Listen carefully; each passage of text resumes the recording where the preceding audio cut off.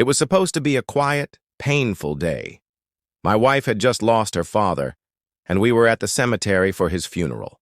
She was holding a picture of him, her hands shaking, her eyes filled with tears. The pastor had just begun speaking, when suddenly an all-too-familiar voice echoed through the stillness. "You can't park those cars here. This is HOA property."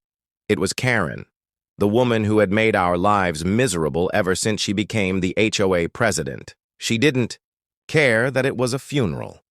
She marched right into the gathering in her flashy outfit, pointing fingers and snapping photos of the parked cars. My wife whispered to me, "Not today, please."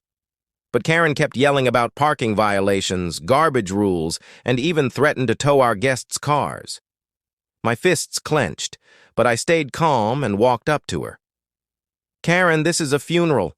Show some respect," I said, but she smirked and raised her phone again. Before I could say another word, a man in the crowd stepped forward. He flashed a city badge. "I'm with code enforcement," he said firmly.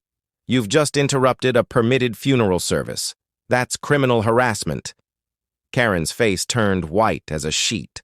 People around started recording. He issued her a fine on the spot and told her she was banned from all future HOA meetings until further review. She tried to argue, but no one listened. But here's the twist. 2 days later, I got a letter from the city. Turns out Karen had been using HOA funds illegally for personal expenses. My statement and the funeral incident helped trigger an investigation. Now she's facing charges, and the entire community finally sees her for who she really is. Sometimes justice comes wearing a black suit, just not for the funeral you expected.